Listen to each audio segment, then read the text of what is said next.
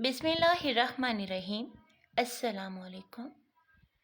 मैं यूनिवर्सिटी से वापस आ रहा था और हस्बे मामूल मैं लड़कियों के स्कूल वाले रूट से ही आता था। इसकी वजह भी मैं आपको बताऊंगा। लड़कियों के स्कूल में छुट्टी हो चुकी थी और काफ़ी रश था। मैं इधर उधर नजरें दौड़ाता बाइक की रफ्तार बिल्कुल आहिस्ता करके जा रहा था जब अचानक मेरी नज़र सड़क के किनारे लगे हजूम पर पड़ी। शायद कोई हादसा हुआ था। हजूम में ज्यादा तादाद लड़कों की थी जो एक दूसरे को धकेलते आगे बढ़ने की कोशिश में थे। मैं हजूम के नज़दीक रुका कि शायद तब तक मुझे भी वो नज़र आ जाए जिसे मैं ढूंढ रहा था। कि हजूम के अंदर से किसी बुजुर्ग की आवाज़ आई। कह रहे थे, ना जाने कैसे माँ बाप हैं जो लड़कियों को मोटरसाइकिलें देकर खुद सुकून से घर बैठे रहते हैं। ये सवारी तो लड़कों के लिए भी खासी खतरनाक है। उनकी बात सुनते ही मेरे कान लड़की और मोटरसाइकिल पर ही खड़े हो गए। मैं भागकर हजूम के अंदर घुस गया और फिर सामने जो मंजर था वो मेरे लिए। प्लीज़ चैनल को भी सब्सक्राइब कर दिया करें। मेरा नाम साकिब है। हम 2 भाई हैं और एक बहन है हमारी, जबकि मेरे चचा की 3 बेटियां हैं। बेटा नहीं है उनका। मेरे वालिदैन ने हमेशा हर मामले में चचा का साथ दिया है। मैं हमेशा से सुनता और पढ़ता आया हूँ कि बेटियों वाले मजलूम होते हैं, यानी जिनका बेटा नहीं होता, खानदान वाले उन पर बड़ा जुल्म करते हैं। मगर मैंने जब से होश संभाली है ना, इसकी उलट ही देखा। मेरी चची निहायत चालाक, जिद्दी और बदजुबान किस्म की हैं, जबकि चचा शरीफ आदमी हैं। और चच्ची के सामने तो वो बिल्कुल ही भीगी बिल्ली बन जाते हैं। न जाने चच्ची ने ऐसा क्या जादू किया है चचा पर। अब चचा की तीनों बेटियां हूबहू माँ की तरह आज़ाद हयाल और खुदसर। इन माँ बेटियों ने हर वो काम करना होता है जिससे मेरे अब्बा और हमारी हितक हो, हमारी बेइज्जती हो। जबकि मैं ये हल्फन कहता हूँ कि अब्बा ने हमेशा अपने भाई की बेटियों को अपनी बेटी से भी आगे रखा है और हमारी भी तरबियत यही है कि वो सारा की तरह हमारी बहनें हैं और उनका ख्याल रखना है। मगर मजाल है जो चच्ची या उनकी बेटियां हमारी किसी बात से इख्तलाफ न करें।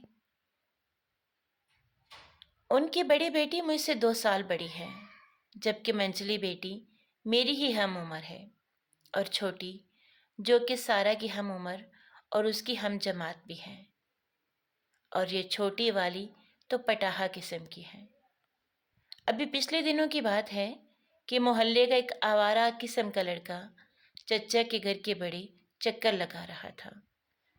कभी कुछ सामान उठाए, कभी चच्ची के किसी काम से। हालांकि अब्बा ने बड़ी सख्ती से चचा से कहा था कि घर का कोई भी काम हो साकिब या छोटे कासिम से कहा करो।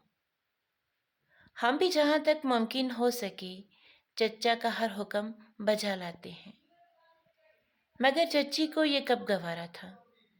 मैंने जब उस लड़के को चचा के घर चक्कर लगाते देखा तो अब्बा से कहा कि आप चचा से कहें कि वो लड़का अच्छी फितरत का नहीं है, उसे घर के अंदर ना आने दिया करें।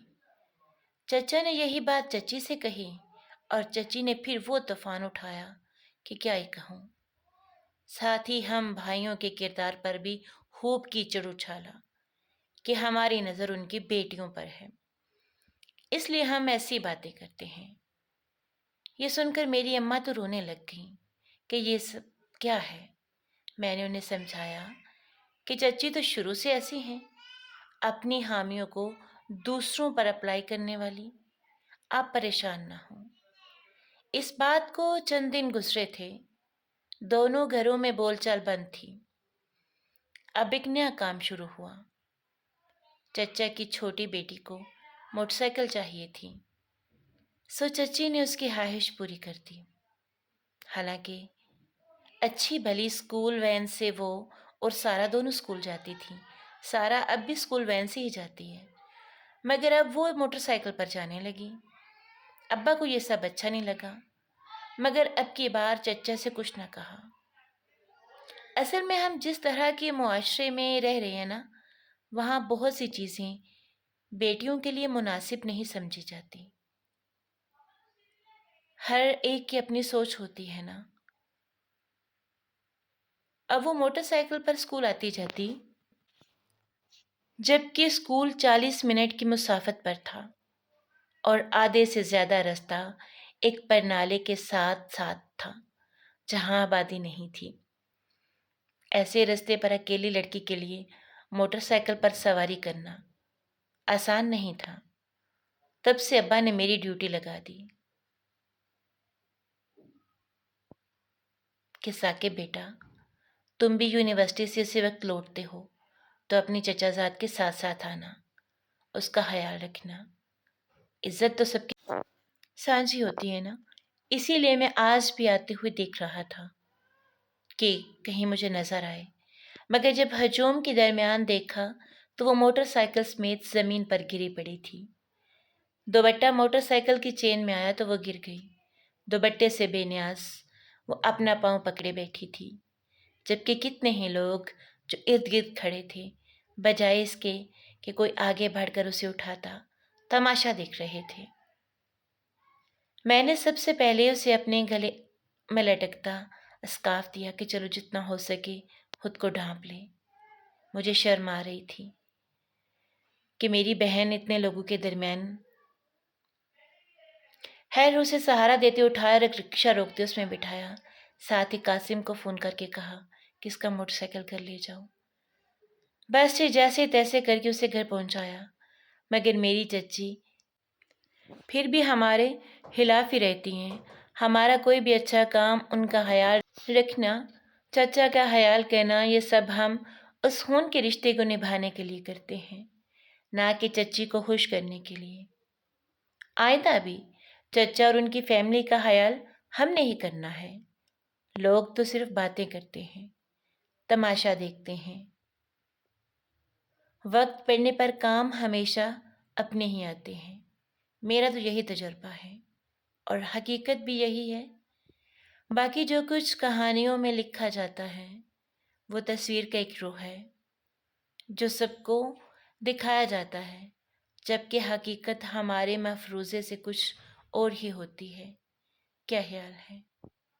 کیسی لگی آپ کو کہانی ضرور بتائیے گا، اور پلیز چینل کو سبسکرائب ضرور کر دیجیے گا۔ ملتے ہیں پھر کسی اچھی سی کہانی کے ساتھ۔